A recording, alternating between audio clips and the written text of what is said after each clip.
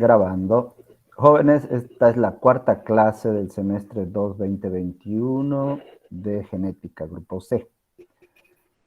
Un repaso, hemos visto la evolución de la genética, los transgénicos, un glosario genético, luego hemos visto la célula, los transgénicos.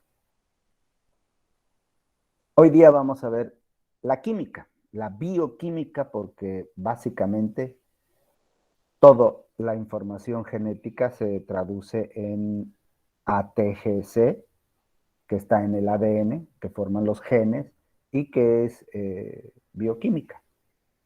Por lo tanto, vamos a repasar eso. ¿Está bien?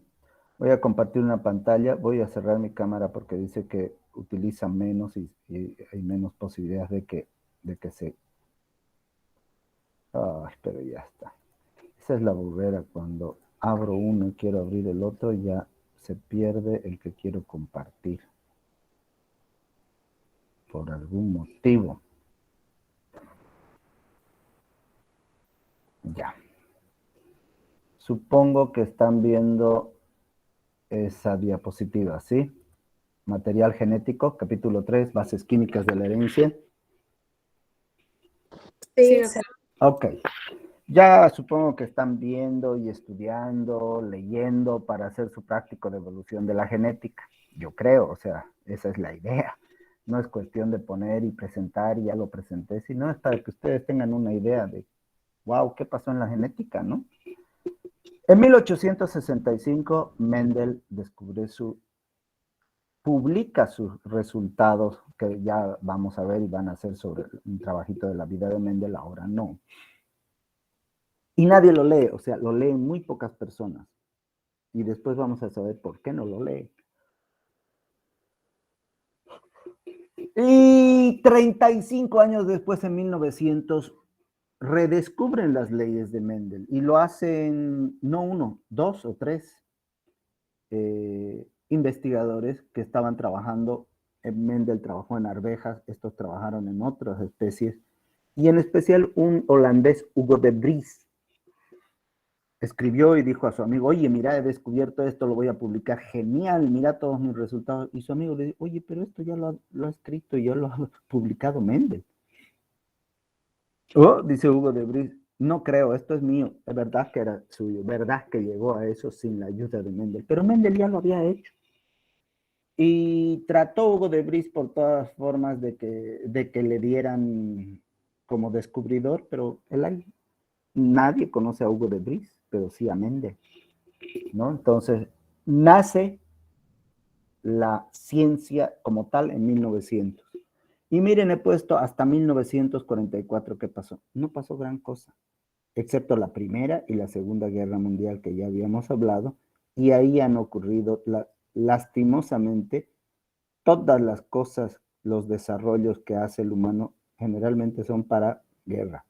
Inclusive el WhatsApp, el email fue hecho por el ejército norteamericano para poder contactarse en caso de que no existiera alguna comunicación. ¿Mm?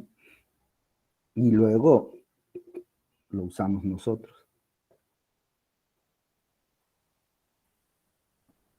El material genético se transmite de manera física, o sea, todos ustedes son como son porque la mitad de su genética vino de su papá y la mitad de su genética vino de su madre. ¿Sí? No vino de afuera, de otro lado, no, de su papá y su mamá. Físicamente ha habido un contacto físico, se han transmitido células y se han unido células y se han formado ustedes. Por lo tanto, es de manera física. La investigación de la estructura de las biomoléculas se inició a finales del siglo XIX y sentó las bases para la descripción del material genético en términos bioquímicos. Pero hasta el 1944, jóvenes, a ciencia cierta no se sabía si el material genético eran las proteínas o los ácidos nucleicos. Ya sabemos que son los ácidos nucleicos, las bases nitrogenadas, A, T, G, C, que ahorita las vamos a ver. Pero en 1900, no. Y muchos pensaban que eran las proteínas. ¿Por qué pensaban que eran las proteínas? Porque había mayor cantidad de aminoácidos que forman proteínas que los 4 nucleótidos o las bases nitrogenadas que forman el material genético. Por lo tanto, todo el mundo se inclinaba por las proteínas. ¿Por qué? Porque eran abundantes. Donde vean hay proteína, la carne es proteína, la leche es proteína, el pelo es proteína, todo es proteína.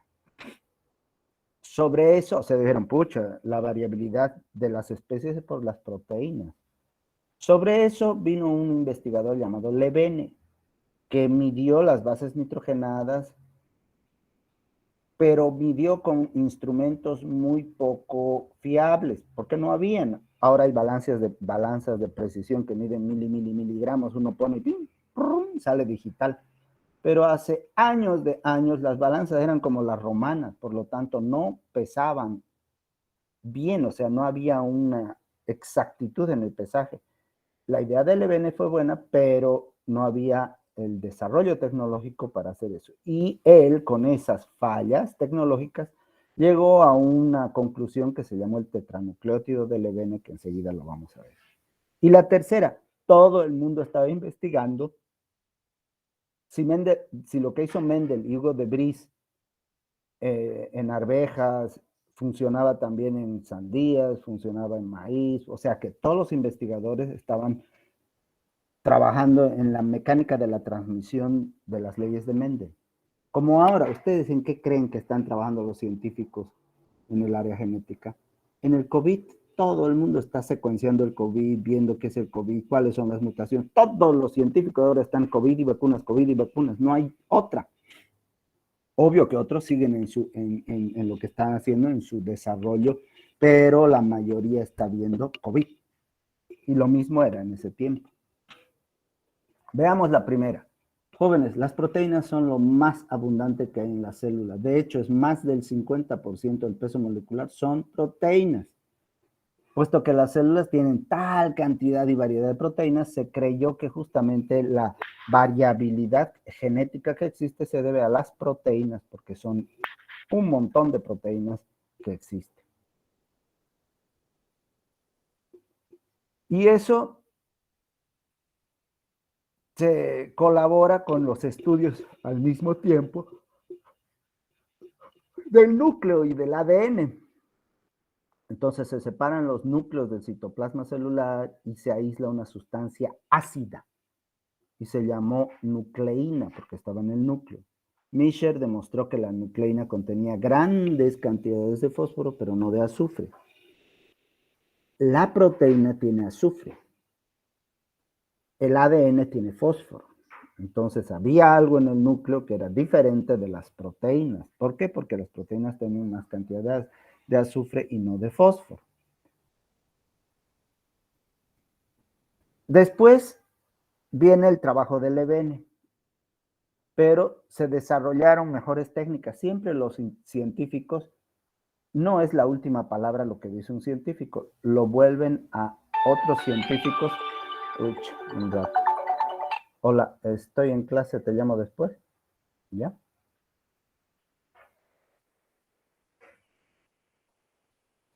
Ya. No, estoy pasando clase aquí. Te... Ok, chao. Qué macana. Entonces se desarrollaron un mejor análisis y se vio que los ácidos nucleicos estaban formados por 4 bloques moleculares. Y ahí entra Levene. En 1910, este señor Levene midió ya el ATGC y lo midió pero con una balanza Michi, no Michi, sino que no era exacta, y como eran muy poquitos nanogramos, vamos a decir, o gramitos de ADN, era bien difícil medir y él llegó a la conclusión de que era 111. ¿Y qué era eso? Este era el tetranucleótido del EBN. El A tiene 1, el T tiene 1, el C tiene 1, el G tiene 1, A, T, G, C, todo tiene 1. Cada molécula contiene de A4, entonces era el tetranucleótido del EBN. No, las 4 bases están juntas, decía. Por lo tanto, todo el mundo decía, pucha, las proteínas son las tipas de la película que determinan justamente la variabilidad genética. Voy a apagar este teléfono antes de que me vuelvan a llamar. Entonces se preguntaban, oye, ¿cómo una estructura de 4 nucleótidos unidos covalentemente es demasiado sencillo para tanta variación que existe? No puede ser eso, tiene que ser las proteínas. Dice, en las proteínas sí vamos a encontrar una buena variación química. ¿Cómo? ¿Por qué?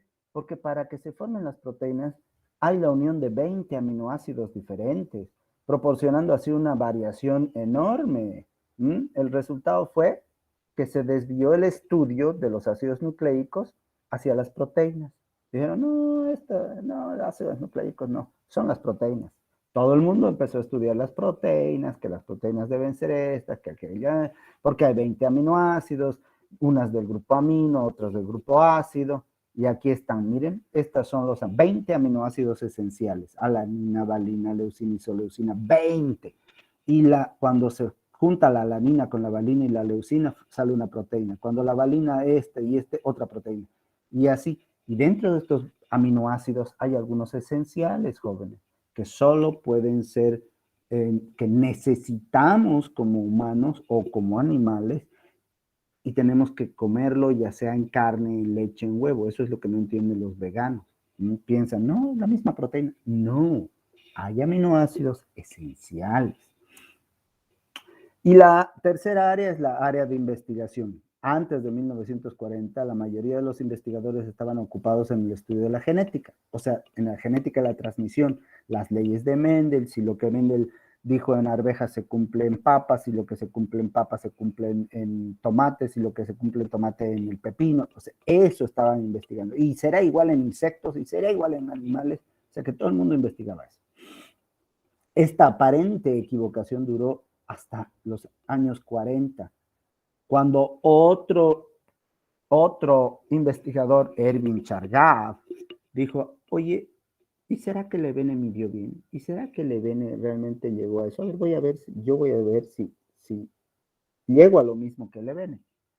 Y Chargaff mostró justamente que en la mayoría de los organismos la relación 1-1-1 que dijo Levene era inexacta.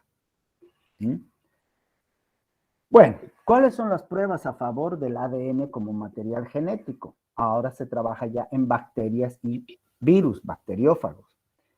El suceso inicial para considerar que el ADN es el material genético fue, o sea, donde se consideró fue con la publicación de un estudio muy bueno que hicieron Avery, MacLeod y McCarthy en 1944. O sea, en 1944 estos tres dijeron, es el ADN.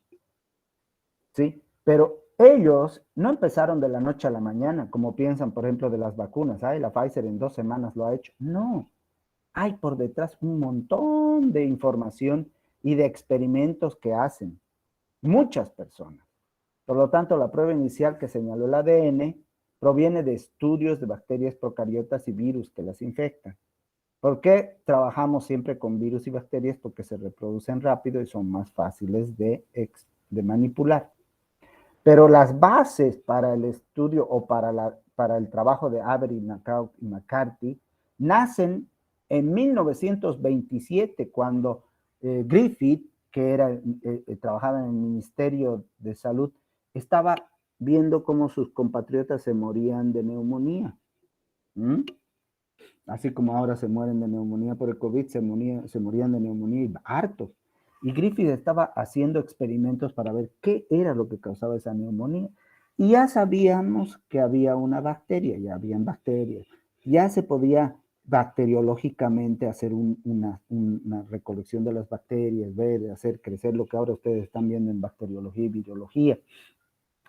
Y es una bacteria Diplococos pneumoniae, que se llama ahora Streptococcus pneumoniae. Y resulta que algunas cepas eran virulentas y otras no eran virulentas. Lo mismo que ahora con el corona, ¿no? La cepa delta, la cepa otra, hay diferencias, pero esta era una que producía la enfermedad y otra que no producía. ¿Y por qué una producía? Porque una tenía una cápsula de polisacáridos que la envolvía, o sea, un casco. Ahora que están ¿qué se llama? De moda los pedidos ya, el motonetista va con su casquito. Ese era el virulento. En cambio, las cepas no encapsuladas no eran virulentas. ¿Qué pasa? Que la bacteria que no tenía la cápsula era fagocitada, comida por las células del organismo del sistema circulatorio. Se la comían y listo. Lo que dije ayer de los transgénicos. Se la comía. En cambio, las virulentas no podían ser fagocitadas porque por su cápsula, entonces nuestras células no las reconocían, no la mataban y se reproducía y por lo tanto produce neumonía. Las bacterias encapsuladas, ahora ya sabíamos cuál era a simple vista, cuál era la que causaba neumonía, cuál era bacterias que causaban la enfermedad y las que no. Las encapsuladas que daban o formaban, eran patógenas, tenían colonias lisas al ser cultivadas. En cambio, las no encapsuladas producían colonias rugosas. Por tal motivo, Griffith podía decir, ahí en su laboratorio veía y decía, estas son virulentas y estas no son virulentas. Griffith sabía que solo las células virulentas vivas producían neumonía en ratones, porque ya hacía experimentos. Él inoculaba las bacterias virulentas vivas y los ratoncitos se enfermaban de neumonía. Cuando mataba las virulentas y las inyectaba a los ratoncitos, no pasaba nada porque el virus, la bacteria estaba muerta. Y él empezó a pensar y dijo, bueno, si yo inyecto a ratones células vivas, no virulentas, y aquí está el experimento, que no causan la enfermedad, junto con células virulentas pero muertas que tampoco causan, o sea, si yo pongo bacterias virulentas muertas, no va a causar. Y si pongo las no virulentas vivas, tampoco va a causar. Como ninguno de los dos tipos causan la muerte, Griffith esperaba, el ratoncito no se va a morir, pero todos se murieron. Y cuando hizo el análisis de sangre,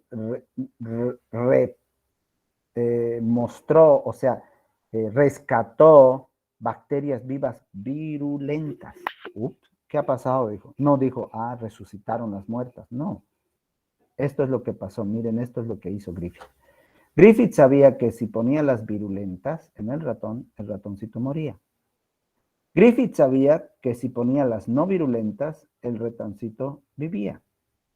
Griffith sabía que si mataba con calor a las virulentas y las ponía muertas, el ratoncito vivía. Dijo, ahí está el experimento. O sea que si yo pongo las no virulentas con las virulentas muertas, el ratoncito tiene que vivir. Y el ratoncito murió. Y cuando sacó la sangre y hizo el cultivo, resultó que no encontró ni las no virulentas, pero sí encontró las virulentas, y no muertas, sino vivas. ¿Qué pasó? Se llamó, él no dijo resurrección, no, hay algo que ha hecho que las bacterias se transformen en virulentas. La conclusión de Griffith fue que las bacterias virulentas muertas por calor eran responsables de alguna manera de convertir a las no virulentas en virulentas. Llamó este fenómeno de transformación y sugirió que el principio transformante podía ser alguna parte de la cápsula del polisacárido, o sea, de la cápsula que tenía. Inmediatamente todos empiezan a investigar eso y empiezan a replicar ya no con ratones, sino in vitro. Saben que in vitro es en laboratorio. En 1931 este señor Dawson confirmó y amplió los trabajos de Griffith. Ya incubaron células virulentas muertas por calor con células no virulentas vivas y se recuperaban células virulentas vivas. Por lo tanto, ya no era necesario inyectar ratoncitos ni matar ratoncitos, simplemente ahí se podía hacer en laboratorio. En el 33, Alloway refinó los experimentos al usar extractos crudos de células lisas y rugosas, haciendo un filtrado que obtenido de las células muertas por calor, que era tan efectivo como inducir la transformación en las células intactas. O sea, ya se dan cuenta cómo vamos transformando las cosas. Y atribuyeron esto a un tipo de modificación fisiológica, no genética. No hay algo fisiológico aquí que las convierte a las no virulentas en virulentas. Y 10 años después, miren cómo uno pareciera, ucha, esto lo han hecho de la noche a la mañana. No, 10 años después, Aber y McCarthy publican los resultados que están considerados como un artículo clásico de genética molecular, donde determinan que el ADN es el material genético. ¿Cómo hicieron esto? Miren,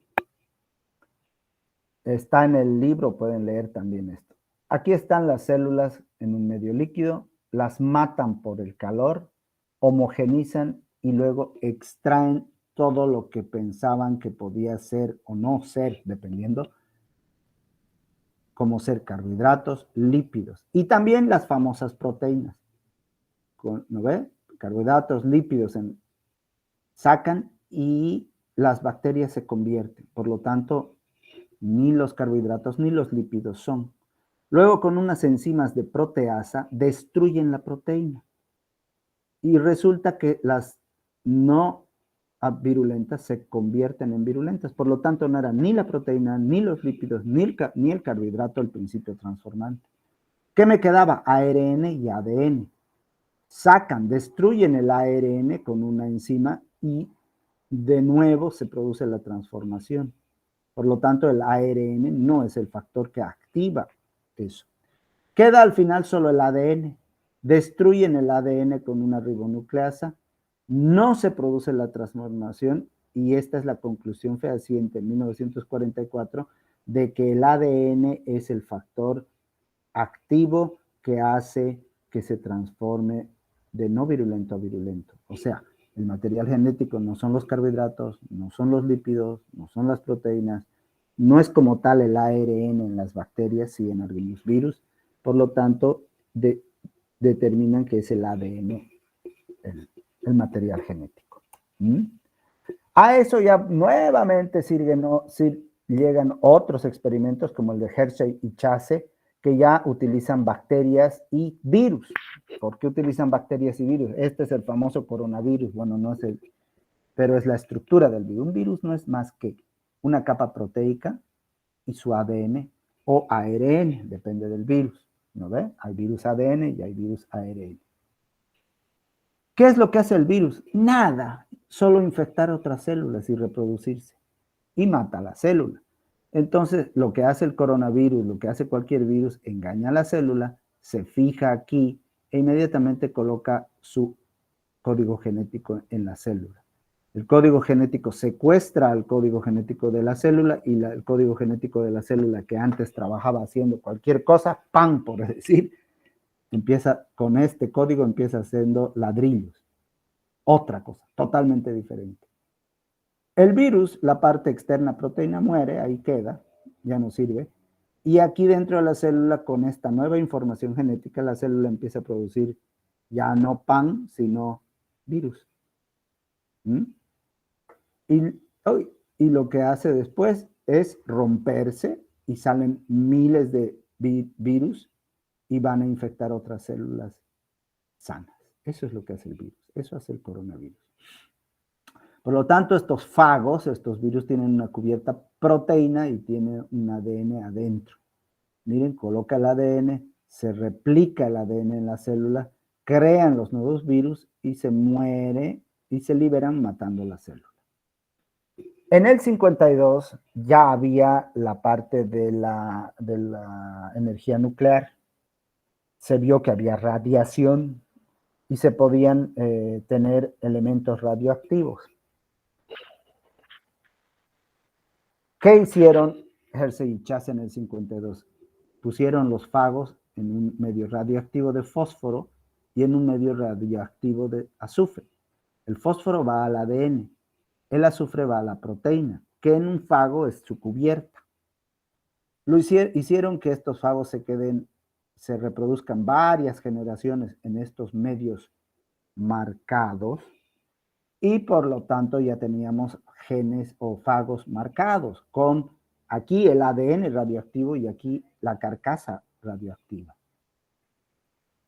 Cuando estos fagos vienen a una bacteria, hacen lo que tienen que hacer, colocan su ADN. En este caso entra el ADN radioactivo y aquí entra el ADN normal, pero lo radioactivo, que es la carcasa, se queda afuera. Por lo tanto, las bacterias infectadas están marcadas con el fósforo radioactivo y producen fagos viables marcados. En cambio, aquí se producen fagos viables, pero no están marcados porque el material genético no está marcado. Lo que estaba marcado era la proteína. Entonces, esto es otro experimento donde efectivamente confirman que el material genético es el ADN. Después de esto ya hay un montón de experimentos que nosotros no vamos a ver, ¿verdad? Que son la transfección, etcétera. Bueno, pero hay unas pruebas indirectas a favor, directas e indirectas a favor del ADN en eucariotas. En 1950, los organismos eucariotas no eran adecuados para realizar la clase de experimentos para determinar si el ADN era el material genético en bacterias y virus. Pero se decía que el material genético debía ser una sustancia universal. Para demostrar esto se basaron en las siguientes pruebas. 1. El ADN debía encontrarse donde se realiza su función, o sea, en el núcleo y en los cromosomas. El problema es que tanto ADN como las proteínas cumplen este requisito porque hay proteínas en el núcleo. Sin embargo, las proteínas son abundantes en el citoplasma y no así en el núcleo. Ahora, hay otro componente que ya habíamos hablado ayer, las mitocondrias. Se sabe que las mitocondrias y los cloroplastos tienen ADN y ese ADN es circular. Entonces vamos viendo. Y esta es otra cosa interesante, la correlación con la ploidea. Haploide, diploide, N2N. Se sabía que los cromosomas eran en el núcleo y que contenían el material genético. Por lo tanto, se esperaba que existiese una correlación de la haploide, una célula haploide y diploide. Y eso es lo que hay. Ahorita vamos a ver. La siguiente tabla compara la cantidad de ADN encontrado en un esperma y en glóbulos sanguíneos. Y hay una correlación entre la cantidad del ADN y el número de dotaciones cromosómicas. Mire, tanto en humano, en pollo, en trucha, en carpa, en arenque, en todo, puedo poner aquí bacteria, virus, todo que se reproduce sexualmente, tenemos nosotros que en todas sus células somáticas hay el doble del ADN que hay en su espermatozoide o en su óvulo. Miren, en el humano, en cualquier célula somática hay 730, pero en su espermatozoide o en su óvulo hay la mitad, 325. Y en todos es así casi igual, 240, 126, 5, 25, 350, 16. No es exacto, pero va. O sea, hay una correlación entre la haploidea, las células diploides y las haploides o los gametos. Ahora entramos a otro factor importante que es el estudio del ADN, que es la mutagénesis. O sea, naturalmente el ADN muta. Y hay toda una forma para rectificar eso, pero algunas veces se pasa y queda la mutación. Pero también la bomba atómica demostró que el ADN muta por radiación, muta por alcohol, muta por intoxicaciones, ¿no? Entonces, tenemos que tener cuidado en nuestro cuerpo. La luz ultravioleta es un agente que puede inducir mutaciones en el material genético. Se puede irradiar bacterias con diferentes longitudes de onda y medir cada longitud de onda para hacer un gráfico. La máxima acción mutagénica de la UV de los rayos ultravioletas sobre el ADN es una longitud de 260 y en cambio el máximo de absorción de las proteínas es 280. O sea, empezaron a decir, a ver, si pasa la radiación por la proteína, ¿qué gráfico me da? Si pasa el ADN por estos rayos por la proteína, va a ser de una forma. Si estos rayos pasan por el ADN, va a ser de otra forma. Y aquí está, ¿ve? Cuando pasan los rayos, son diferentes. Los ácidos nucleicos tienen una sombra, vamos a decir, de esta longitud. Y las proteínas tienen otra sombra de esta longitud cuando le pasan los rayos ultravioleta. Estos uso de análisis molecular llamado ADN recombinante es la mejor prueba directa. Ahora ya sabemos, antes no sabíamos, ya sabemos. Y obvio, ahora, ayer hemos hablado, saco un gen y lo pongo en otro. Y obviamente que es el gen el material genético. En esas épocas no se sabía. Ejemplos hay muchos. Uno de los que es la transinserción de bacterias de los genes humanos, ¿ve? Lo que les decía ayer. Hemos insertado genes humanos en las bacterias para que las bacterias codifiquen la insulina y el producto de estas bacterias, que es insulina humana, sea utilizado por nosotros. ¿Mm? Y lo último, directo, son los transgénicos, que ayer hemos hablado un montón y ya sabemos que el ADN tiene los genes. Ok, hasta ahí, miren, hasta 1944 se dijo que era el ADN. De ahí ahora era, ¿y cuál es su estructura? ¿Y cómo funciona? ¿Y cómo hace que pase la información? ¿No? Pero ya todo el mundo sabía que era el ADN. Y ahí hemos empezado a batallar y hemos dicho, bueno, si es el ADN, ¿cómo? ¿Cuál es el código genético? Las proteínas son compuestos químicos con una gama de funciones. Soporte, todo hacen las proteínas, colágeno, anticuerpos, ¿no? Además, muchas proteínas son enzimas que catalizan muchas reacciones bioquímicas. Los productos comerciales son proteína, el queso es proteína, la carne es proteína, el huevo es proteína. ¿Ah? Bueno, todo tiene un código genético. ¿Y cuál es el código genético si hemos dicho que no es la proteína, sino el ADN? ¿Mm? Hay 20 aminoácidos diferentes y ahí sería fácil combinar, dice. El código más simple sería relacionar una base con un aminoácido. Sin embargo, hay 20 aminoácidos y solo 4 bases. Por lo tanto, 4 por 4 daría 16. Así relacionando uno por uno no da. O sea, es muy poca 4 para dar la información genética. Miren, con 4 posibilidades serían 4 por 4, 16. Insuficiente para codificar los 20 aminoácidos. Por lo tanto, se llegó a la idea del codón o del triplete, que se juntan tres pares, tres aminoácidos, ¿no ves? Para hacer esto. Y eso es lo que se forma, el codón. No es sorprendente entonces que el código genético conste de tripletes, que de forma que la mayoría de las secuencias posibles de 3 bases adyacentes codifican un aminoácido particular, o sea, 3 aminoácidos, van a ver. Y esto es 4 ATGC por 4 ATGC por 4 ATGC, dan 64 codones. Ya ahí sí ya sobrepasan los 20 aminoácidos.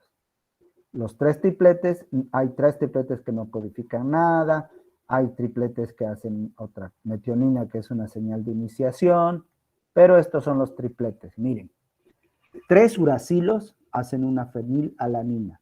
2 uracilos y una citosina también hacen una fenilalanina. 2 uracilos y una adenina también hacen una fenilalanina. Y 2 uracilos y una guanina también hacen una fenilalanina. O sea, hay 4 formas de escribir fenilalanina, 4 formas de escribir leucina, 3 formas de isoleucina, una sola de metionina, 4 formas de valina, 4 de serina, 4 de prolina, 4 formas de escribir treonina, 4 formas de escribir alanina, 2 para tiosina. Hay 2 que son paradas. UAA, stop. 2 para histidina, 2 para glutamina, 2 para asparagina, 2 para lisina, 2 para ácido aspartico, 2 para ácido glutámico, 2 para cistina y 1 de parada, UGA. Uno solo de triptófano, 4 para arginina, 2 para serina, 2 para arginina y 4 para glicina. O sea, miren, hay 4, 3, 2 formas para escribir un aminoácido. Los únicos, si vale el término, los únicos, la redundancia es la metionina. ¿Mm? Luego, hay uno más. Es el triptófano, la metionina, el triptófano, ¿verdad? Que hay una sola forma de escribir. Y luego hay una parada y tres paradas. Una parada aquí y 2 paradas. Sí, entonces es como escribir. Ese parada es hasta aquí escribe, hasta aquí llega. ¿Mm?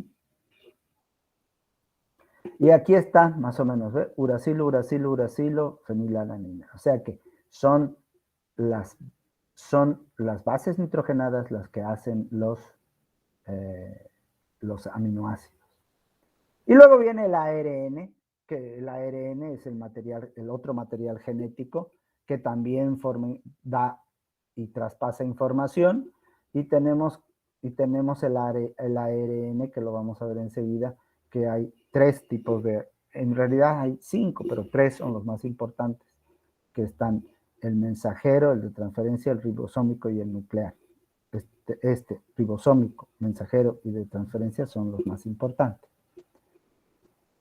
Bueno, hasta aquí hemos visto un poquito lo que es rápidamente lo que ha pasado con la bio, con esto.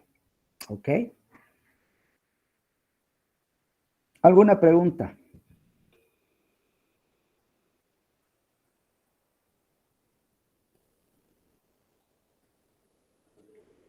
¿O ya se han ido? No. Bueno, ahora vamos a seguir y aquí vienen los prácticos. Ya sabemos que es el ácido nucleico, ya sabemos que no es la proteína. Y los ácidos nucleicos forman nucleósidos y nucleótidos. Y los ácidos nucleicos son el ADN y el ARN. Y el ADN tiene 5 niveles estructurales, 3 niveles y 5 de empaquetamiento. Y el ARN tiene varias formas, ¿sí? Todos están compuestos de carbono, hidrógeno, oxígeno y fósforo, chomp-P, ¿no ve? Eso es lo que es chomp-P. A diferencia de las proteínas, no tienen azufre. Las proteínas sí tienen azufre, en cambio ellos tienen fósforo, ¿sí? Son polímeros de elevado peso molecular que cuando se rompen por agua, se dividen en sus componentes, que son ácido fosfórico, un azúcar y las bases nitrogenadas. O sea que los componentes son las bases nitrogenadas, el azúcar y el ácido fosfórico. Las bases nitrogenadas son de 2 tipos, y esto es lo que ya quiero que más o menos vayamos recordando. Las púricas y las pirimídicas. Las púricas derivadas de la purina, las pirimídicas derivadas de la pirimidina. ¿Cuáles son las bases pirimídicas? La guanina y la adenina. ¿Cuáles son las púricas? El uracilo, la timina y la citosina. La timina solo se halla en el ADN, el uracilo solo se halla en el ARN. Son cositas fáciles, pero que tienen que ir repasando para ver la estructura del ADN después. ¿Ok? Ahora, cuando el azúcar, que tiene que ser una pentosa, se une con la base nitrogenada, se llama nucleósido. Y cuando el nucleósido se une al ácido fosfórico, da lugar al nucleótido. Y la asociación de miles de nucleótidos constituye un ácido nucleico. Los ácidos nucleicos son polímeros de nucleótidos en los que los nucleótidos se unen entre sí por el fósforo. El fósforo es el puente que une a todos estos nucleótidos. Entonces, está compuesto de bases nitrogenadas, púricas pirimídicas, el ácido fosfórico y una azúcar, pentosa, que puede ser ribosa o desoxirribosa. Pentosa, saben que a veces yo les digo en presencial, dibújenme una pentosa. Oye, pentosa es 5 y me dibujan de 8 redondos, de todo. Pentosa, miren, 1, 2, 3, 4, 5. Pentágono, no ve que hay el pentágono de Estados Unidos, 5 lados. Y el azúcar pentosa, que forma parte del nucleótido, es la ribosa y la desoxirribosa. ¿Y cuál es la diferencia entre la ribosa y la desoxirribosa? Que la desoxirribosa no tiene el grupo oxidrilo en el carbono 2, aquí en el 2. Pero básicamente yo les digo, dibújenme una pentosa, y ni siquiera eso.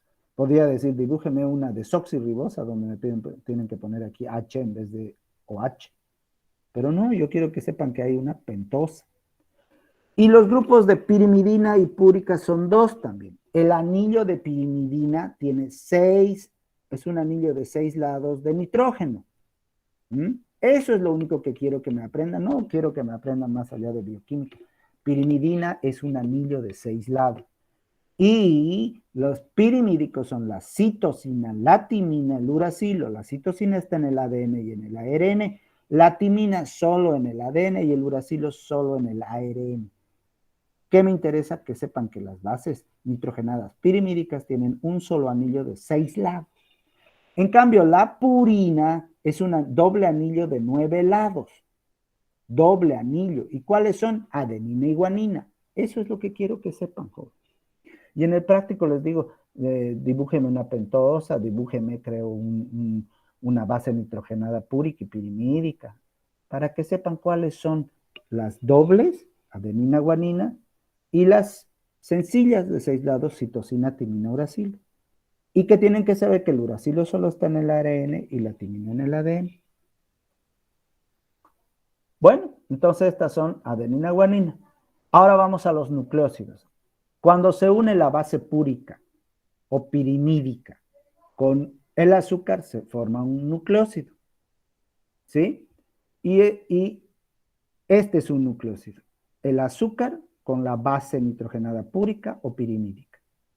Cuando se pone el ácido fosfórico, se forma el nucleótido. Miren, se forma el nucleótido, que es la ribosa, la base nitrogenada púrica o pirimídica y el ácido fosfórico. Y este es el puente para formar las largas cadenas de ADN. Por lo tanto, las bases nitrogenadas son adenina, guanina con doble cadena, citosina, timina y uracilo con cadena de 6 lados sencilla. Ahora, ¿cómo se unen? Adenina, podría unirse adenina con guanina, guanina con uracilo, timina con uracilo. No, hay una unión específica.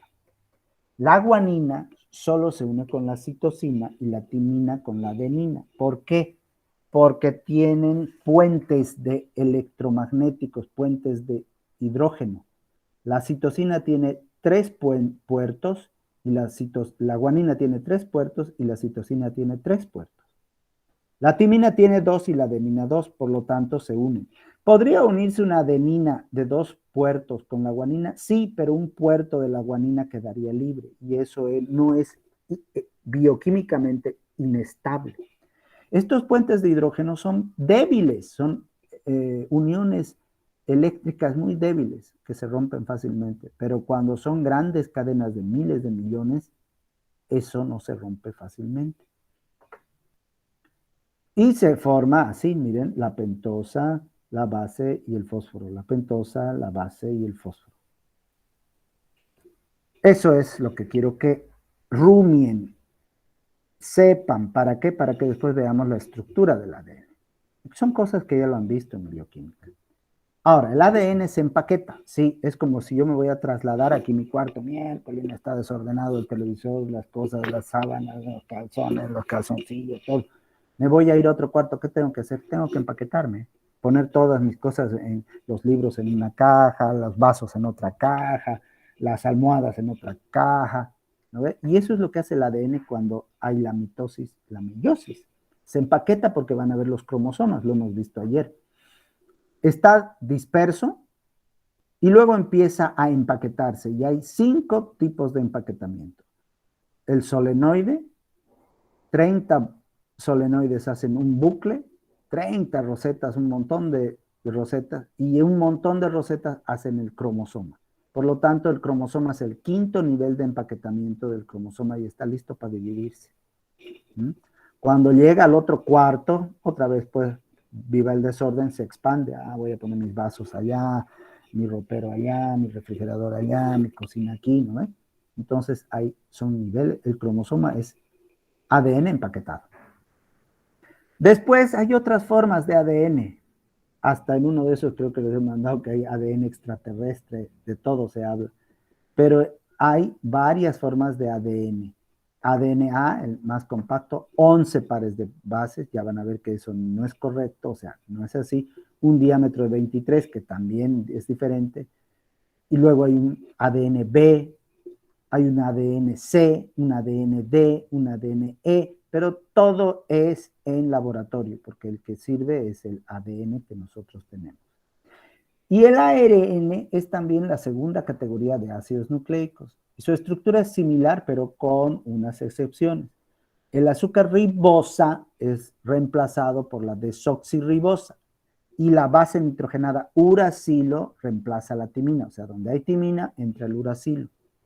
La mayoría del ARN es de cadena simple y hay 5 clases, pero 3 son las más importantes en la expresión de la información genética, que también lo conocen, el ribosómico, el mensajero y el transferente, que lo vamos a ver yo creo la próxima clase cómo funciona.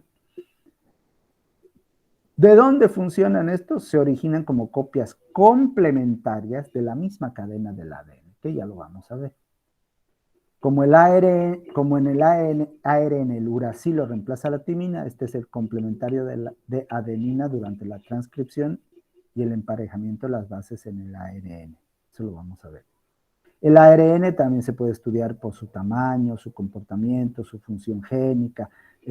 Son pesados, otros son livianos, el más pesado va a sedimentar, por lo tanto, hay muchas formas de estudiar, que nosotros no lo vamos a ver porque no compete a este curso, sino simplemente compete saber qué es un nucleócido, qué es un nucleótido, cuál es la diferencia, cómo es un ADN, cómo es un ARN, cuáles son los ARNs más importantes, ¿sí?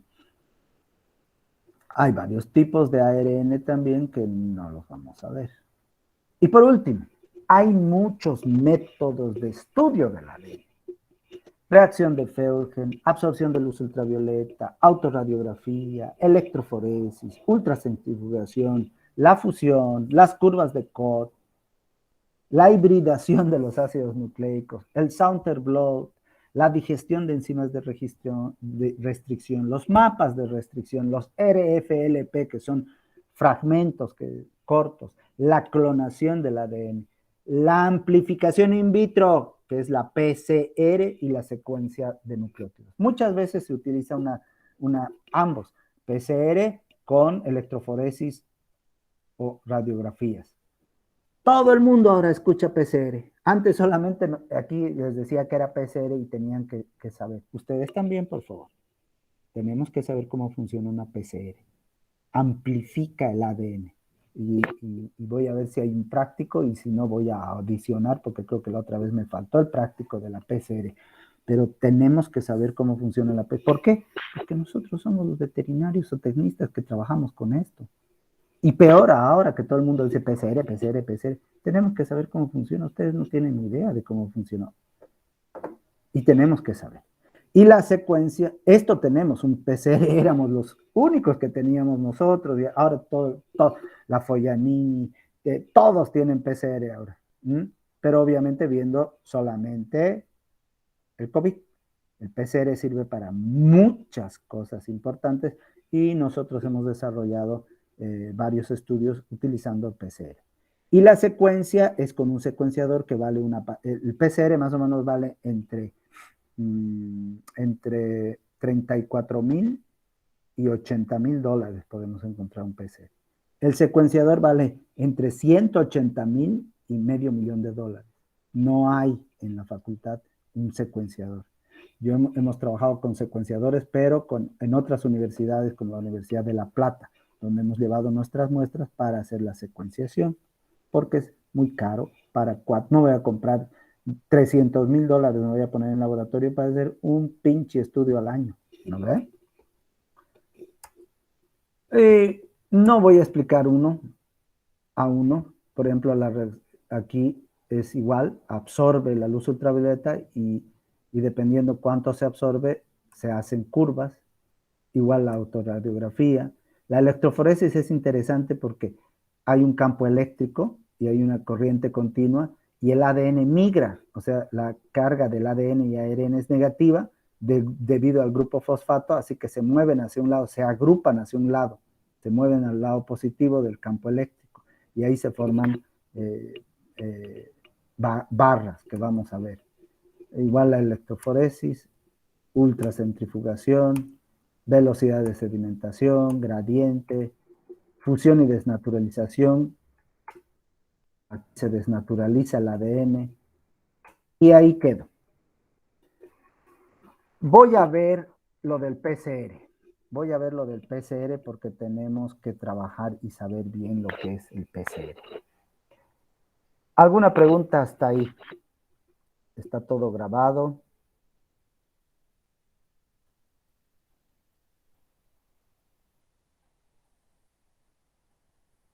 Ya voy a hablar la próxima clase lo que es ADN y a la duplicación del ADN. Por lo pronto ahí quedamos.